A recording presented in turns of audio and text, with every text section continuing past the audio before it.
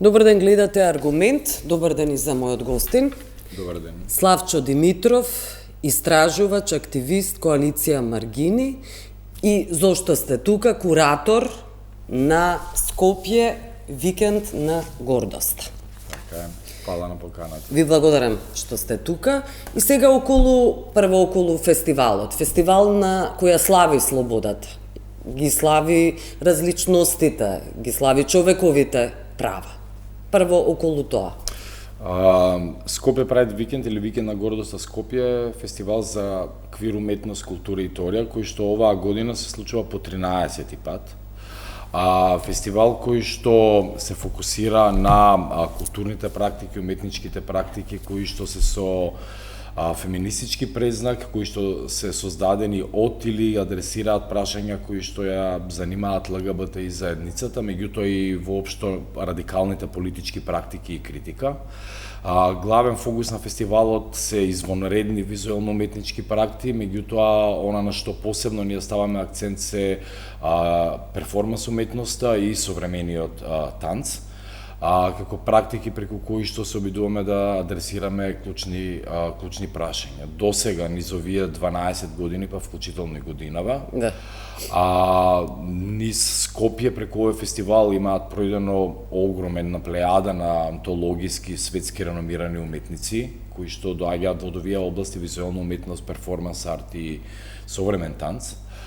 Нешто што воопшто генерално на македонската сцена недостасува како уметнички практики и нешто што фестивалот го издигна на не само регионално, туку и на европско пошироко ниво, да. Како препознаен фестивал, чија што и публика низ годините постојано расте, на што ние сме особено горди. Да, и Македонија е горда. Не само вие се разбира. Се надевам. Ова 13-то издание со секоја година имаме кураторска тема која што ја адресира фестивалот. Оваа година е Југо-квир тематот на фестивалот. Југо-носталгија. Па југо-носталгија не, ние сме специјалисти за југо-носталгија во Македонија. Ние сме точно специјалисти, меѓутоа да, тоа е лесно е, знам дека одиме на тенок мраз со овој темат, меѓутоа напротив, идејата е тространа оваа година. Првата е да ги истражиме и представиме она што се истории и практики преку кои што се појавува квир движењето во екс-југословенскиот простор. Особено онаму каде што почнува на љубљанската панк алтернативна и субкултурна сцена во раните 80-ти години. Тие секогаш биле прогресивни, и тоа го представивме меѓу другото и на 3 јуни со отварањето на фестивалот со една голема фотографска и архивска изложба која што е отворена се уште во музеот на современа уметност, курирана од професорката Марина Граженич, која што ни беше исто така гостинка. Тоа е едниот аспект. Другиот аспект е она што ни интересира е еманципаторските нереализирани потенцијали на социјалистичкото минато, меѓутоа и критика кон она што е дел од тоа минато.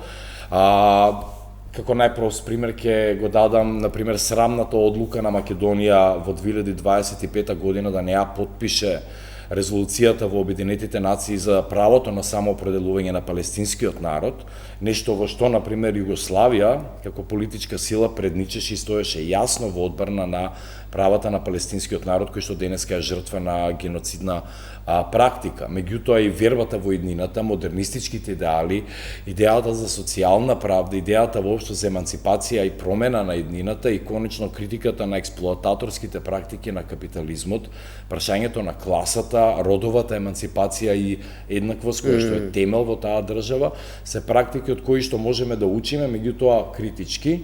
И конечно, третата позиција која што ни е важна низ овој темат е како денеска можеме да ги мислиме заедно левицата и квир, односно ЛГБТ и феминистичкото движење. И на тој начин што ќе се ревидира и она што е ортодоксна, вулгарно марксистичка и застарена левица, но од друга страна и критички ќе се промисли и квир движењето и феминистичкото движење, инкорпирајќи ги прашањата за социјална правда, критика на капитализам, класа, раса и така натаму. Да, добро.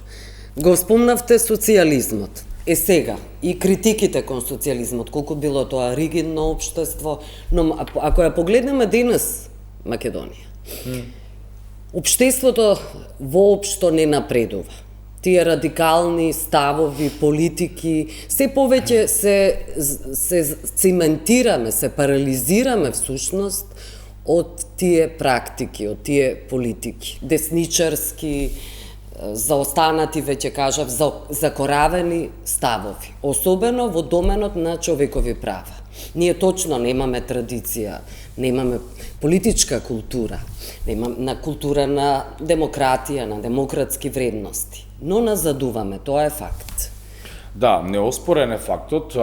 После распадот на Југославија и Македонија, како и голем дел од регионот, се соочи со порастот на еден разуларен национализам, кој што постојано се оправдува по тој еден слаб историски аргумент и една митологизиран дека имало некаков потиснат национализам, со што сака да се избрише и реалниот ефект на една идеја која што се има гаено сериозно во Југославија со различна динамика во текот на различни декади.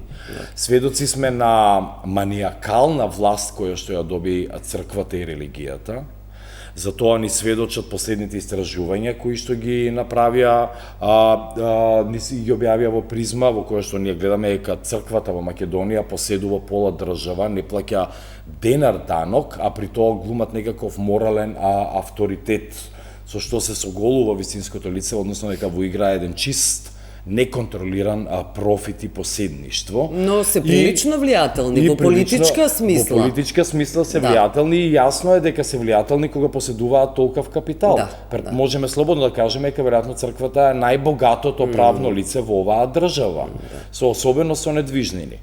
А понатаму ние се соочивме со период во кој што така наречената приватизација и така наречената демократизација остави семејства опустошени, безлепна улица и едноставно ја растетерави целокупната структура на општеството. И она што се уште ни се продава како некаков напредок и стремеш кон капиталистичките демократски земји, ние гледаме дека денес повеќе од кога и да било едноставно веќе не држи како аргумент, бидејќи светот, барем денеска во 2025 година, проаѓа тектонски промени, се покажува дека тие идеали и таа неприкосновено единствена иднина на светот, на цивилизацијата, очигледно не функционира. Тоа е, меѓу другото, и една од нашите идеи, се разбира не носталгично враќање на еден стар историски социјализам, меѓутоа социјалистички емансипаторски идеали и како имаат што да не научат денеска, и тоа не само да не научат како идеали, туку го гледаме веќе тоа како практика. Ние го представуваме преку различни културни и уметнички практики, но и во политичка смисла, дали на активистичко ниво, дали во политичка смисла, на институционално ниво и така натаму. Така да ова што ни се сервира е очигледно систем кој што не функционира. Ние во 2025 година се наоѓаме во ситуација да премиерот Мицкоски сега скоро повторно ни кажува дека младите треба да прават многодетни семејства, при тоа државата не може да ја обезбеди минималната плата која што ја бара синдикатот, и не може да ја задоволи основната потрошувачка кошничка, меѓутоа важно е премиерот и владата да играат на ефтини сентименти во кои што луѓето ќе ги убедат дека се стабилни мажи и жени и дека имаат јасни родови улоги за кои што треба да колат, убиваат и да мразат, а при тоа немаат како да се прехранат и да обезбедат основната иднина и безбедност на сопствените деца. Она која што баре минималната потрошувачка кошничка ќе може да ја обезбедат, а премиерот не им ја обезбедува. Така да тато, мама, дада, бато и не знам што, очигледно не знаеме кој ќе ги прехрани. И се наоѓаме во една таква ситуација во која што мораме да смислуваме поинакви стратегии како понатаму ќе функционираме. Ние сметаме дека уметност и културата се несомнено средство за промена на постојните ставови, практики, вредности во општеството, за начините на кои што луѓето го перцепираат светот. Презентирањето на социјално и политички ангажирани уметнички културни практики е нашиот приоритет, меѓутоа секогаш извонредни при тоа уметнички практики, не по секоја цена какви да било уметнички практики, и се надеваме дека нешто со ова што го правиме предизвикуваме. Во крајна линија се надеваме дека помеѓу една помлада популација, која што е значаен дел од нашата публика на фестивалот, ќе успееме да размрдаме нешто и да отвориме некакви поинакви насоки и хоризонти. Да, добро. Ајде околу, па потоа пак ќе се вратиме на политичката состојба во Македонија. И за која говоревте и омразата која владее. Кон различностите, дали се малцински групи, маргинализирани групи, етнички, родови и така натаму. Но ајде околу квир раскажувањата, имаше вечер на квир раскажувања срамота, тоа е култен собир на вистина. Јавно и отворено да се говори и без срам, заради тоа што срамот на вистина парализира. Која е идејата? Што не смее да биде срамота? Да, срамота вечер на квир раскажување на квир приказни е настан кој што го почнавме пред повеќе години заедно со Пич Прич, тогаш Румена Божаровска и Ана Василева. Го правиме во нашиот квир формат. Повеќе раскажувачи, личности од јавната сфера, од Македонија и од регионот, раскажуваат приказни кои што биле срамни, ги обележале ним лични, срамни се разбира поради тоа што општествените норми, очекувања, некои нивни практики, желби, идентитети ги прогласиле како срамни и забранети. Луѓето излегуваат на сцена и ги раскажуваат тие приказни. Идејата е, и важно е да сватиме, само луѓе кои што живеат длабоко привилегирани животи не можат да сватат никогаш, како што кажавте вие, колку парализирачка, ментално, духовно оштетувачка емоција и воопшто живото оневозможувачка емоција е срамот. А различни малцински групи, вклучително и жените, живеат со овие емоции како резултат на општествените очекувања.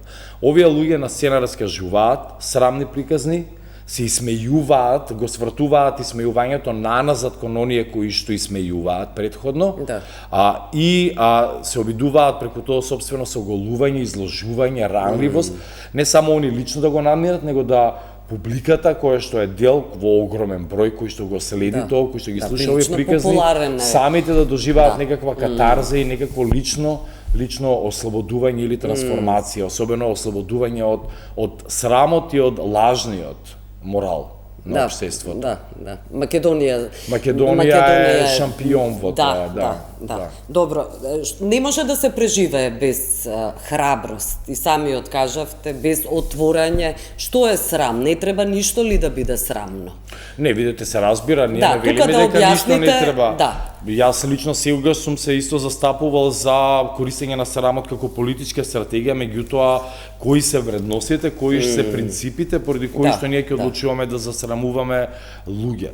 Дали е срамот неодговорен политичар кој што замижува очи и не одава никакво почитување кон 62 жртви млади загинати во Кочани, или е срам тоа што некој го живее сопствениот живот, кој сака да сака, има желби какви што има, а при тоа на никој не наштетува. Дали е срамота некој да живее живот кој што не се одвесува со родот кој што му е препишан на раѓање, или е срамота политичари кои што крадат, кои што го опустошуваат колективниот и јавниот живот, а кои што при тоа глумат лажен и лицемерен морал и ги злоупотребуваат сентиментите на пошироката популација за своји ефтини политички профити. Јас мислам дека срамотите како треба да биде валидна општествена емоција и ќе остане како таква, меѓутоа ние мора да ги ревалоризираме објектите, причините и стварите околу кои што ќе го насочуваме срамот. И ако како вредности да ги истакнеме почитувањето на различноста, почитувањето на човековите права, колективното добро, јавниот простор, заедничкиот живот, отчетноста и функционалната држава, и при тоа сите оние кои што ги како се вика, ги уништуваат темелите на овие вредности, тогаш тие ќе бидат предмет од кон кои што ќе биде насочен срамот и прстот и кои што треба да се срамат. А и би било добро малци и они да го развијат тоа чувство на срам, па можеби ќе бидат и поодговорни. Да. Добро, проблем се десничарските влади во светско ниво говориме. За Македонија спомнавме црквата и невладините организации. Тој срам тие го немаат околу почитување, признавање на различностите за кои говорите.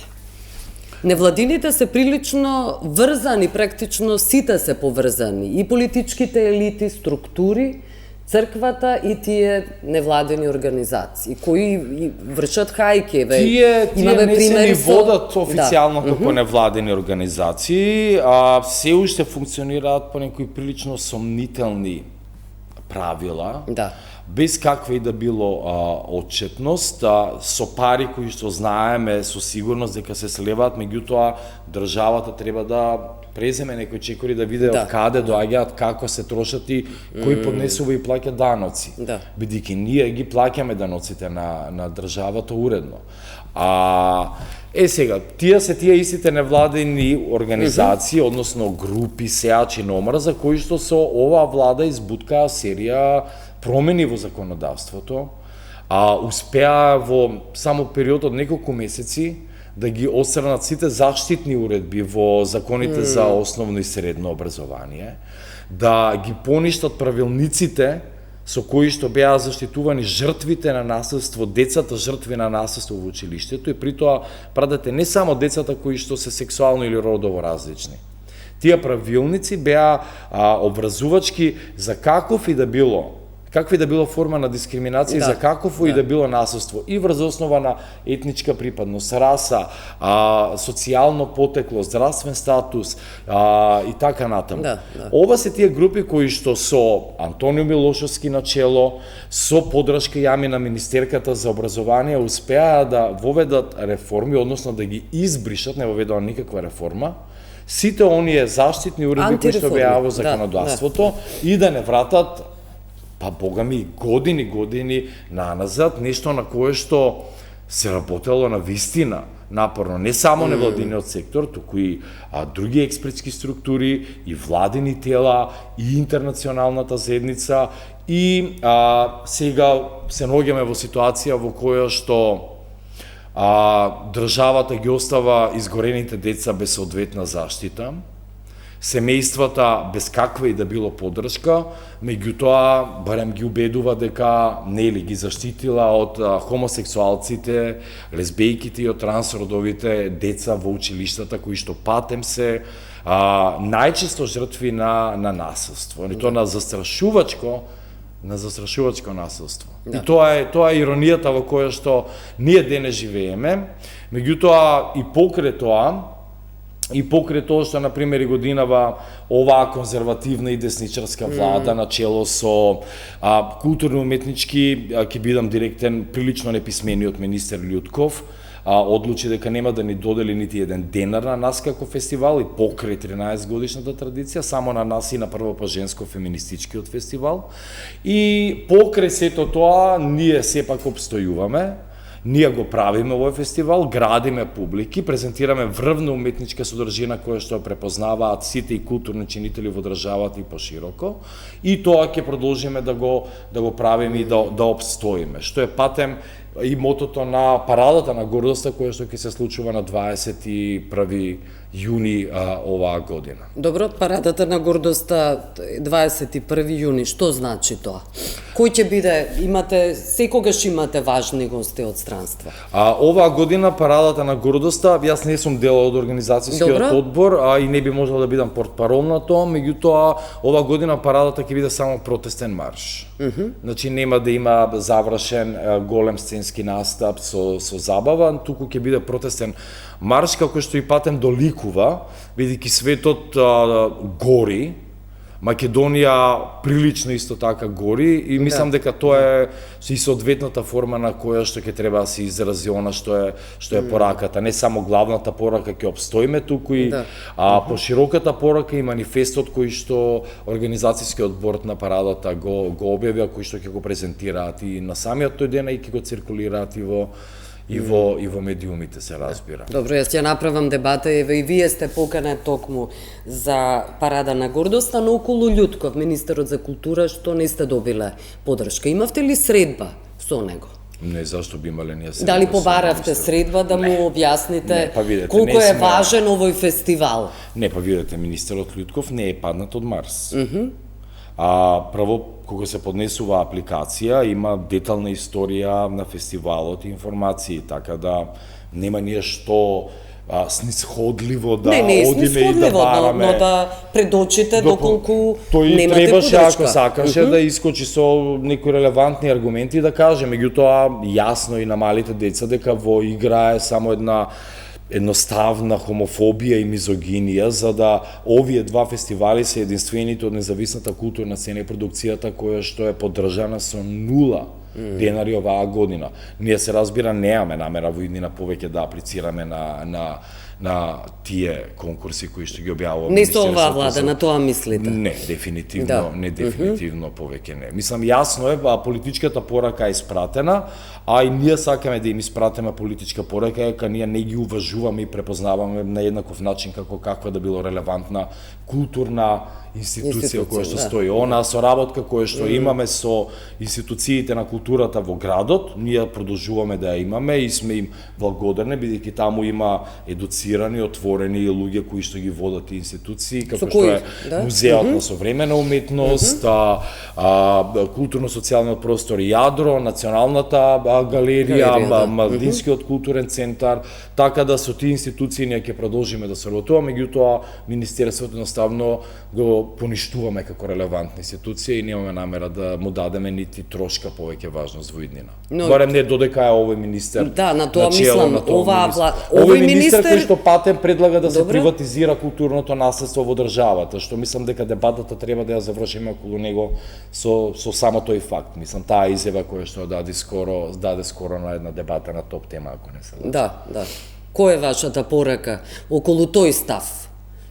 Па, видете, оние кои што доаѓаат на власт одирајќи се во гради како ја спасуваат Македонија и нацијата, дека ви даваат изјава со која што решаваат да го продаваат културното наследство и таа историја за кои што они се удараат во гради, зарем треба повеќе да коментираме за таа контрадикторност и тоа лицемерие. Они кои што се спремни да го распродат, да немаат капацитет самите како држава да ја преземат одговорноста да го заштитат и промовираат културното наследство и конечно да не зборам за тоа дека и не разбираат што е живо и динамично културно наследство и што е живата култура која што ја закопуваат секој ден. И ако влезете и да разговарате со сите раководни тела во тоа министерство, ако они ви кажат на вас што они разбираат дека е национален интерес, што патем ни го имаат кажано на состаноци во министерството, за нив национален интерес е продукција на култура која што има огромна масивност и следбеништво. Сега, ако најдете во историјата на уметноста еден пример од она што денеска во историјата стои во сите учебници како релевантни движења, практики, периоди во уметноста кои што имале масовна публика и кои што продуцирале релевантна историски уметничка содржина, не знам, или која што ја промовира нацијата. Тоа ако е култура, тогаш имаме сериозен проблем и го имаме, патем го имаме. Видете што се случува со независниот културен сектор, што се случува со независната современа танцова сцена, кои што не или произведувачка сцена, кои што немаат никакви простори. Видете што се случува во институциите за култура во државата, кои што немаат основна техника за продукција на достоинствен настан од културата, изложба, представа, перформанс и така натаму. Платите кои што им доцнеа, за кои што веќе и протестира и се обраќа и синдикатот на културните работници, и тоа е состојбата со која што се наоѓаме денес во културата. Да, на крај сме, јас благодарам што бевте гости. Да, за крај само ќе ја поканам публиката, оваа недела завршуваме со програмата на фестивалот на Имаме 3 извонредни изведби. На 12 јуни на добитникот на националната награда, главната национална награда за танц во Србија, кореографија на Игор Коруга на 12 јуни во МКЦ. На 13 јуни Александар Ѓоргиев, македонски кореограф и танчер кој работи во Македонија, Бугарија, Шведска и Тенерифе. И на 14 јуни перформанс во Јадро на Маја Зечо, босанка по потекло, меѓутоа која што живее работи во Шкотска. Така да бујрум публиката нека дојде, нека виде солидна културна програма, а не она што им го нуди популистот Љутков. Добро, да не ја заборавиме парадата на гордоста. На 21 јуни, да. Да. Благодарам. Фала на поканата. Благодарам што ни гледавте. Пријатно.